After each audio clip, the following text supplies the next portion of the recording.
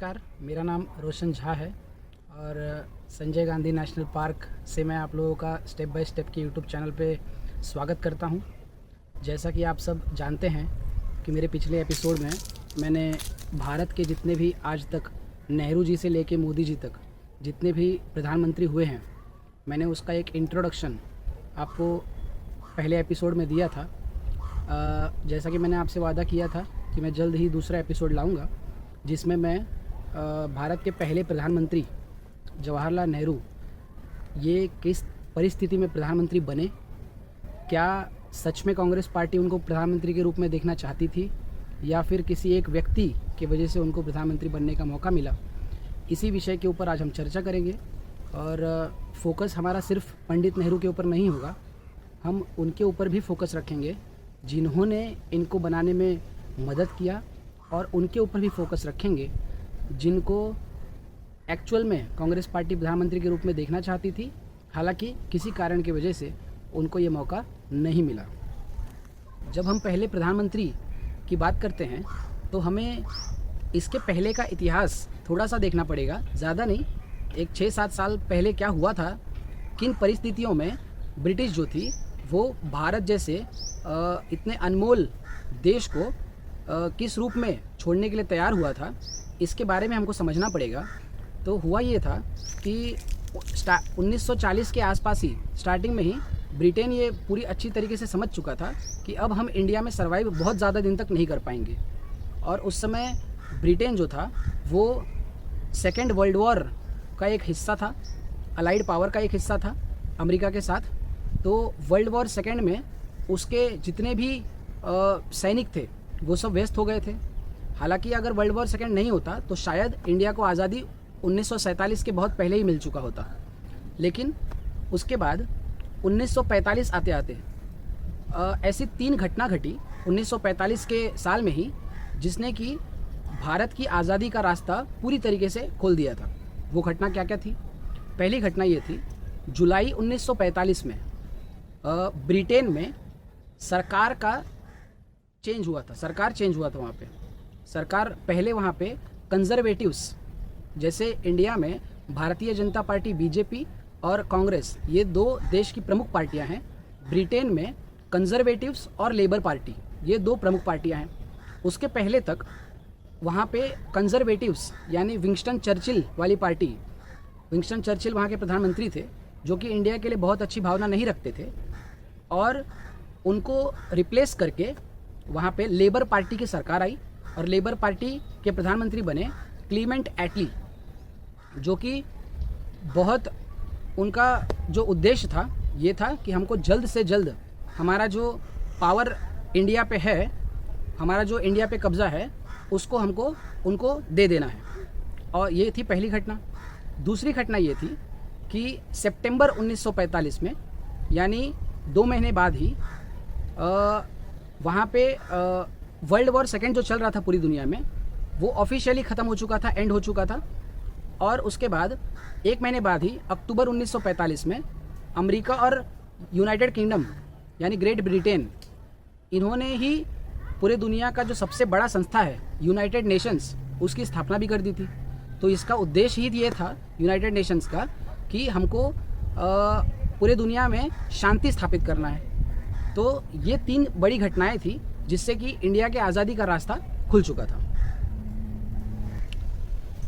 कुछ महीने बाद ही, यानी मार्च 1946 को ब्रिटेन के प्रधानमंत्री क्लीमेंट एटली ने अपने 3 सीनियर मोस्ट कैबिनेट मिनिस्टर्स, जो ब्रिटेन के सीनियर मोस्ट कैबिनेट मिनिस्टर्स थे, जिनमें sir Stafford Cripps, A.V. Alexander, sir Pethick Lawrence, ये तीनों को कैबिनेट मिशन के तहत भारत भेजा गया कि आप जाइए और ये वहाँ की जितने भी पॉलिटिकल पार्टीज़ हैं जो प्रमुख हैं, जैसे इंडियन नेशनल कांग्रेस और मुस्लिम लीग, इनसे बात करिए, इनको समझाइए कि आपको हम सत्ता देने के लिए तैयार है, तो उसका रूप रंग कैसा होगा, इसको आपको वहाँ पे डिस्कस करना है, डिज़ाइन करना है और इम्प्लीमेंट करके आना है। तो मार्च 1946 में ये तीनों भारत आए। इन्होंने कैबिनेट मिशन क्या था ये मुस्लिम लीग को और कांग्रेस को, दोनों को समझाया। कई हद तक दोनों पार्टियां स्टार्टिंग में तो मान गई, हालांकि बाद में दोनों के बीच में बहुत मतभेद हुआ, इसकी चर्चा हम किसी और दिन करेंगे। कैबिनेट मिशन में आपको अच्छे से समझा दूंगा। फिलहाल इसका जो ऑब्जेक्टिव्स था वो क्या था हम ये समझ लेते हैं, क्योंकि हमको ये समझना है कि गांधी ने नेहरू को क्यों चूज़ किया पटेल के जगह पे। हुआ ये था कि कैबिनेट मिशन ने 2-3 मेन ऑब्जेक्टिव्स रखे थे। उसमें से पहला ये था कि इंडिया को एक कॉन्स्टिट्यूएंट असेंबली बनाना पड़ेगा ताकि वो भारत में एक संविधान बना सके और उसके रूप से भारत को चला सके, क्योंकि बिना संविधान के कोई देश नहीं चल सकता। ये तो वही बात हो गई कि बिना चावल के बिरयानी बन जाना। तो पहला उद्देश्य ये था कि भारत में संविधान सभा बनाना। दूसरा उद्देश्य कैबिनेट मिशन का ये था कि एक इंटरिम गवर्नमेंट यानी अंतरिम सरकार बनाना, जो कि जब तक कॉन्स्टिट्यूशन लागू नहीं होता है तब तक देश को चलाए, देश को संभाले, लॉ एंड ऑर्डर सिचुएशन संभाले। तो कांग्रेस ने ये फैसला किया था उसके बाद कि अगला जो हमारा अध्यक्ष होगा कांग्रेस का, उसी को हम लोग आने वाली जो सरकार बनेगी हमारी अंतरिम सरकार, इंटरिम गवर्नमेंट, उसका प्रधानमंत्री के तौर पे हम उसको चूज़ कर लेंगे। तो उस समय 1940 से लेके 1946 तक कांग्रेस के जो अध्यक्ष थे वो मौलाना अबुल कलाम आज़ाद थे, जिनको गांधी जी ने 20 अप्रैल 1946 को एक पत्र लिखा और ये कहा कि आप अध्यक्ष पद से इस्तीफ़ा दे दीजिए। तो जैसा कि आप सब जानते हैं कि गांधी जी ने किसी को कोई बात कही और उसने टाला हो या न माना हो, ऐसा आपको देखने इतिहास में बहुत ही कम बार मिलेगा। तो जैसा कि गांधी जी ने बोला था, मौलाना ने वैसा ही किया। उन्होंने कांग्रेस के अध्यक्ष पद से इस्तीफ़ा दिया। उसके बाद 29 अप्रैल 1946 को कांग्रेस की एक वर्किंग कमेटी का कार्यकारिणी एक बैठक हुआ, जिसमें कांग्रेस के दिग्गज नेता मौजूद थे कांग्रेस का अगला अध्यक्ष चुनने के लिए, जिसमें महात्मा गांधी, पंडित नेहरू, सरदार पटेल, डॉक्टर राजेंद्र प्रसाद, सी राजगोपालाचार्य, आचार्य कृपलानी, खान अब्दुल गफ्फार खान जैसे कांग्रेस के बड़े बड़े नेता उस वर्किंग कमेटी के मीटिंग में बैठे थे। यहाँ मैं आपको बताना चाहूँगा कि कांग्रेस का जो अध्यक्ष होता था उसको पीसीसी यानी प्रदेश कांग्रेस कमेटी, जितने भी राज्य थे देश में, उसकी प्रदेश कार्यकारिणी ये डिसाइड करती थी कि हमारा अध्यक्ष एआईसीसी का, ऑल इंडिया कांग्रेस कमेटी का अध्यक्ष कौन होगा। तो उस समय देश में 15 राज्य थे। 15 में से 12 राज्यों ने ये प्रपोजल दिया था कि सरदार पटेल को अध्यक्ष बनाया जाए, और जो 3 बचे राज्य थे उन्होंने भी 2 राज्यों ने आचार्य कृपलानी और एक ने पट्टाभी सीतारमैया, इनका नाम रिकमेंड किया था। एक भी राज्य ऐसा नहीं चाहता था कि पंडित नेहरू को अगला अध्यक्ष या फिर अगला प्रधानमंत्री बनाया जाए। लेकिन इसके बाद की जो घटना है, 29 अप्रैल 1946 को जो मीटिंग हुआ कांग्रेस का वर्किंग कमेटी का, उसकी ये जो अंदर की पूरी बात है, ये उस समय कांग्रेस के महासचिव हुआ करते थे JB कृपलानी या फिर आचार्य कृपलानी। उन्होंने अपनी किताब Gandhi his life and thoughts के इंटरिम गवर्नमेंट वाले चैप्टर में लिखा है कि जैसे ही मैंने महासचिव होने के तौर पे गांधी जी की तरफ ये प्रपोजल बढ़ाया कि किसी ने भी पंडित नेहरू का नाम रिकमेंड नहीं किया है, 12 कांग्रेस कमेटियों ने, प्रदेश कांग्रेस कमेटियों ने सरदार पटेल का नाम रिकमेंड किया है। जैसे ही ये गांधी की तरफ बढ़ाया, गांधी ने मेरी तरफ जैसे ही देखा, मैं समझ गया कि गांधी क्या कहना चाह रहे हैं। चूँकि जिस दिन गांधी जी ने मौलाना अबुल कलाम आज़ाद को ये पत्र लिखा था कि आप रिज़ाइन करिए अपने पद से, उसमें उन्होंने स्पष्ट कर दिया था अगर मुझसे वर्किंग कमेटी अगर सुझाव मांगेगा कि अगले अध्यक्ष के रूप में आप किसको देखना चाहते हैं, तो मैं पंडित नेहरू का नाम रिकमेंड कर दूंगा। तो फिर से उन्होंने एक प्रस्ताव बनाया कि पंडित नेहरू और सरदार पटेल, ये दोनों में से प्रधानमंत्री किसको बनाना चाहिए, और ये इसके ऊपर सबका सिग्नेचर हुआ। उसके बाद जब ये गांधी की तरफ वापस बढ़ा प्रपोजल, तो गांधी ने जवाहरलाल नेहरू को ये पूछा कि किसी भी राज्य कांग्रेस कमेटी ने, वर्किंग कमेटी को छोड़ के किसी भी राज्य कांग्रेस कमेटी ने, प्रदेश कांग्रेस कमेटी ने आपका नाम नहीं रिकमेंड किया है, नहीं प्रपोज किया है, सबने सरदार पटेल का नाम प्रपोज किया है, तो इसके ऊपर आप क्या कहना चाहेंगे। तो उस समय नेहरू जी ने एक शब्द भी नहीं कहा और सिर्फ उस प्रपोजल को देखते रह गए। तो सरदार पटेल को जब गांधी जी ने ये सवाल पूछा तो सरदार पटेल ने उन्हें एक ही जवाब दिया कि जैसा आप ठीक समझें। और उसके बाद उसके ऊपर साइन कर दिया। और उसके बाद महासचिव जो थे आचार्य कृपलानी, उन्होंने ये घोषित किया कि कांग्रेस का जो अगला अध्यक्ष होगा वो पंडित नेहरू बनाए जाएंगे। यहाँ सोचने वाली बात यह है कि कांग्रेस का अध्यक्ष एक ऐसा आदमी चूज कर रहा था जिसने कांग्रेस की प्राथमिक सदस्यता से 12 साल पहले यानी 1934 में ही इस्तीफा दे दिया था। गांधी जी का स्ट्रेचर इतना बड़ा था कि कांग्रेस के किसी भी व्यक्ति को ये हिम्मत नहीं हो रहा था कि वो उनसे सवाल करे कि आपने पटेल की जगह नेहरू को क्यों चूज़ किया। हालांकि ये उनके लिए कोई नई बात नहीं थी। 1942 में जब गांधी और नेहरू के बीच काफ़ी वैचारिक मतभेद हुआ करते थे, उस समय ही गांधी जी ने बहुत ही स्पष्ट रूप से ये कई बार कहा था कि नेहरू भले ही हमारी कितनी भी वैचारिक मतभेद हों, लेकिन नेहरू ये कहते हैं कि आप मेरी बात नहीं समझते, मैं ये कहता हूँ कि नेहरू आप मेरी बात नहीं समझते। लेकिन मैं ये अच्छी तरीके से जानता हूँ कि मेरे नहीं रहने के बाद आज जो मैं बोलता हूँ वही नेहरू बोलेंगे। हालांकि डॉक्टर राजेंद्र प्रसाद ने उसके बाद एक जगह पे ये बोल दिया था कि ग्लैमरस नेहरू के चक्कर में गांधी जी ने सरदार पटेल की कुर्बानी दे दी थी।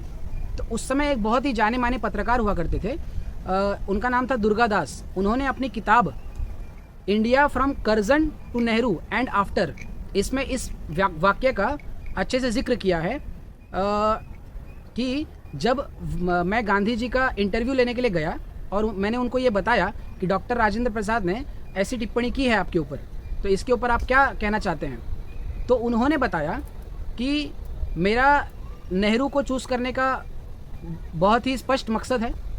पहली बात तो ये है कि नेहरू कांग्रेस के कैंप में एक इकलौते अंग्रेज़ हैं।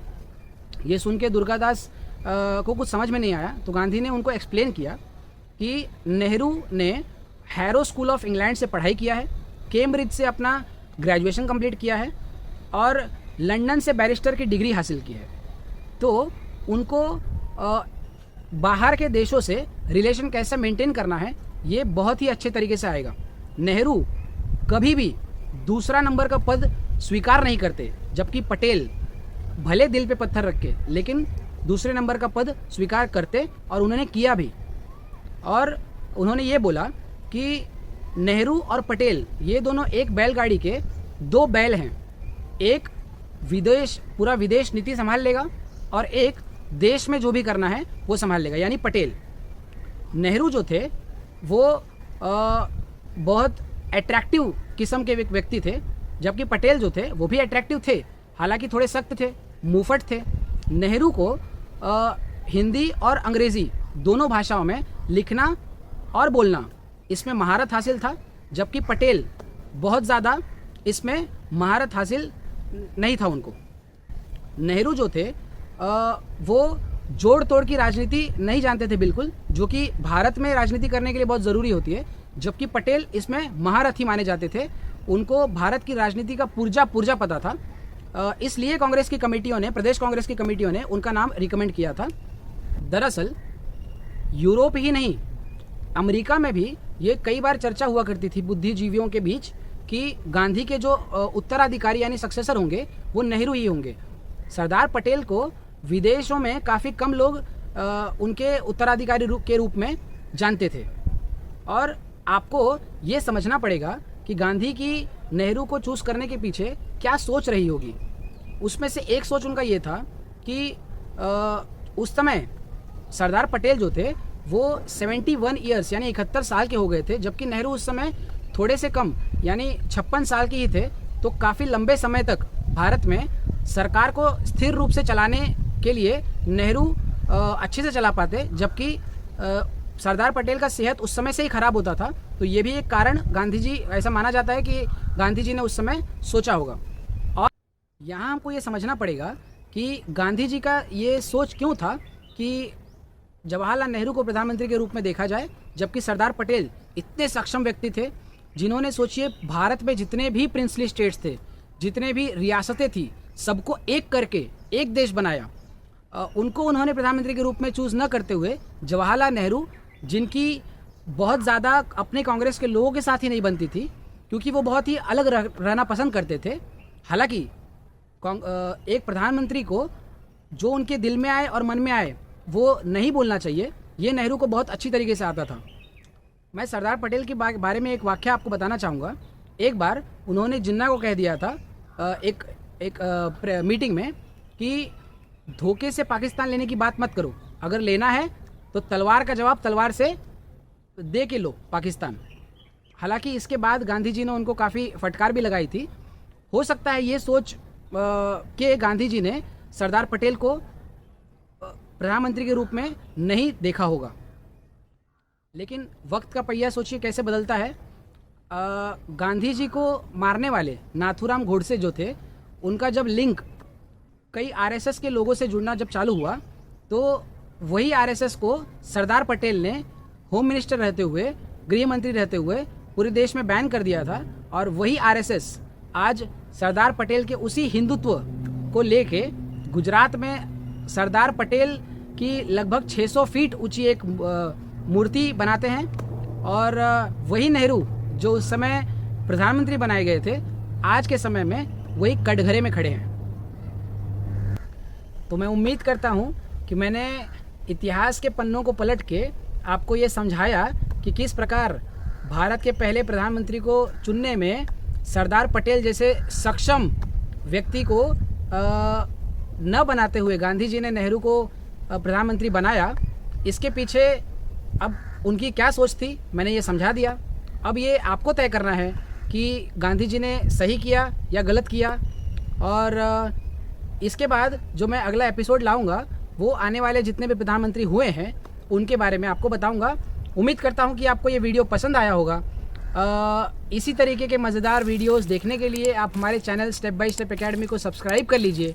यहाँ पे हम सिर्फ बच्चों को गणित और साइंस नहीं पढ़ाते हैं, हम ये इतिहास के पन्नों को पलट के कुछ मज़ेदार चीज़ें जो पूर्व में घटी है उसको आप तक लाने का भी प्रयास करते हैं। तो आप लोग इस चैनल को सब्सक्राइब कर लीजिए और इस वीडियो को शेयर करना ना भूलें।